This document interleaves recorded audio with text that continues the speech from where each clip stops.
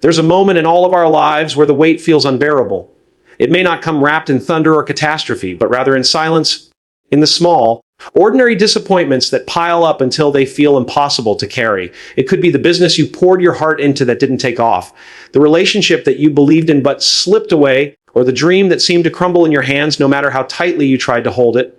And in that moment, when everything inside you whispers, "This is too much, I can't keep going," the idea of giving up seems like relief. We don't often talk about this space, that fragile in between where exhaustion meets hopelessness. We talk about success. We celebrate resilience after the fact, but we rarely stand still in the rawness of the moment when giving up feels like the only option. And yet, that's the space where the story begins. Because never giving up is not about being fearless, it's not about being endlessly strong, and it's certainly not about pretending that failure or pain don't matter. It's about showing up when everything inside you wants to shut down. It's about choosing courage over comfort, even when you can't see where the road leads. Think about the people you admire the most. The innovators, the leaders, the storytellers, the dreamers, none of them arrived at their destination on a smooth, paved road. They fell, they doubted, they got rejected. They failed publicly and painfully. And yet, what sets them apart is not that they never struggled, but that they never surrendered to the struggle. They leaned into the mess, they embraced imperfection, and they allowed the experience of stumbling to become a teacher rather than a prison. We live in a culture that loves to glorify instant success, the overnight sensation, the viral story, the highlight reel. But behind every so-called overnight achievement are years of persistence, of showing up on the days when it felt pointless, of taking one more step when nobody was clapping. Never give up isn't a catchy slogan to print on a coffee mug. It's a daily practice, often lonely, often unseen, where you choose not to abandon yourself even when the world doesn't seem to notice. I want you to think for a moment about the last time you almost gave up. Maybe it was on a project that demanded too much of you. Maybe it was on yourself, believing you weren't enough, weren't capable, weren't worthy. What did that moment feel like in your body? Did your chest tighten, your stomach knot, your voice quiet down? Did you feel small, powerless, invisible? That's the moment I want us to sit with, because never giving up starts there, not in the success stories we love to retell, but in the quiet battle you fight within yourself when no one else is watching. Here's the truth. Resilience isn't built in the spotlight. It's built in the shadows. It's built in the long nights when you're rewriting the proposal after yet another rejection. It's built in the mornings when you drag yourself out of bed even though yesterday broke you.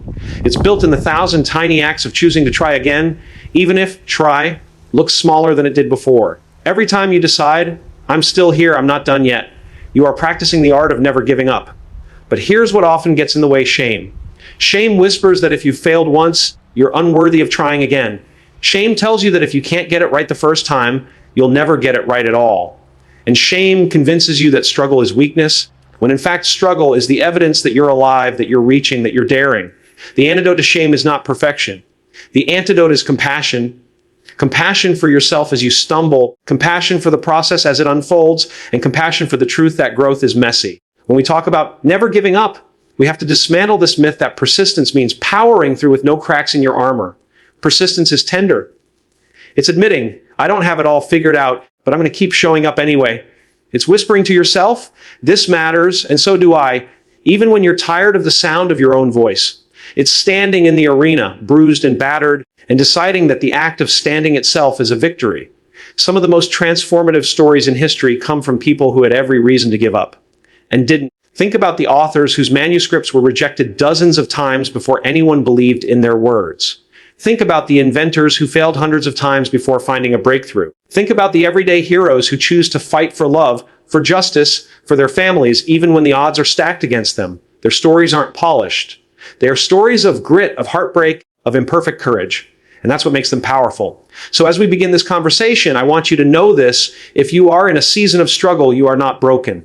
If you feel like giving up, it does not mean you are weak. It means you are human. And never giving up doesn't require you to leap mountains in a single bound. Sometimes it's as simple as saying, "I will try again tomorrow."